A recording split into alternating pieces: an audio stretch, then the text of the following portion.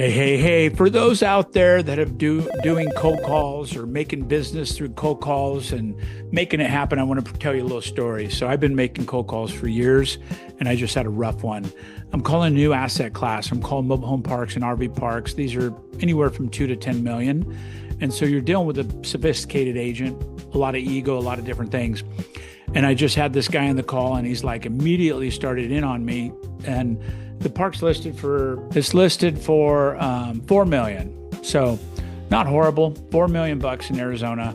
And he immediately went off the deep end when I mentioned that some partners that have many of the assets and Pace Morby, and mentioned that I was in real estate and I'd been around 25 years. And he started dropping, I've been in 25 years and this and that. And he started kind of bad dogging and bad mouthing the organization. And he just immediately got really defensive, and he goes, well, it's in escrow anyway. And he goes, did you even read the stuff on Crexy? And I said, hey, excuse me, but it doesn't say pending on Crexy. It says active, and that's why I'm calling you. And he goes, well, are you a buyer or an agent? I said, I'm a potential buyer and buyer. Do have partners, but I would love to talk to you about the listing you have on the internet. And so I'm doing my best to bite my tongue, because it doesn't make it any better when you start calling them out on their shit. I just kept saying nice things. I said, let's call him Bill. His name's not Bill, but I said, hey, Bill, I appreciate what you're talking about. It's not a waste of time. I Googled his cell phone, by the way. It was not on Crexy. It wasn't on any site that I could find. I found it and I called it, because that's what I do. I want to speak to them. And he goes, well, you have my cell phone. And I said, yeah, listen, I'm not going to waste your time. I've been in the business a long time as well. I tried not to one-up him and stuff, but he goes, we sell $40 million a year. And I was like, yeah, that's cool, bro. I did that 1 year. It was really interesting. He went around and around, and he finally said, I'll never do a deal with anybody in that particular company. I said, isn't that bad for your sellers? I mean, there's a lot of opportunities within that particular company. And he goes, don't care. That was a business decision my partner and I made long ago. I go, I appreciate that. And your sellers are probably full aware of that.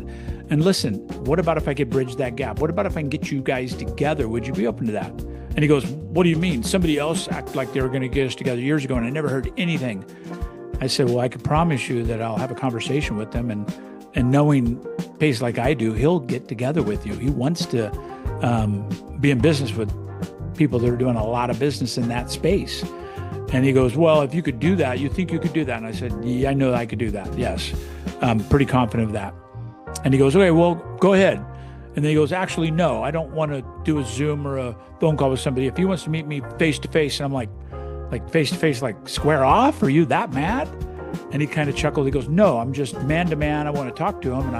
And yeah, we might be able to do business. So I brought him full circle from we'll never do anything ever with them to I'd be open to it.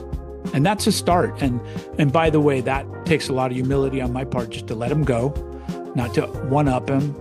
And that's how you can win friends and influence others, right? That's how you can, like, I find it a quest almost when people are being completely out of line, completely outrageous, completely unreasonable, to get them to come back around.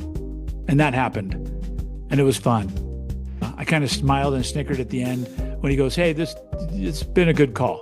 It hadn't been a good call, but I appreciated the fact that we were able to talk for 5, 6, 7 minutes.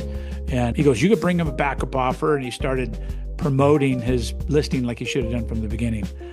It's just a wise lesson from somebody who's been in the business for coming up on 24 years, him 25. You just never know. You never know who that next networking connection is. You never know who that business is.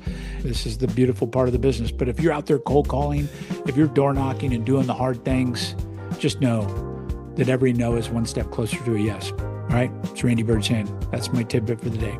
Bye. Cheers.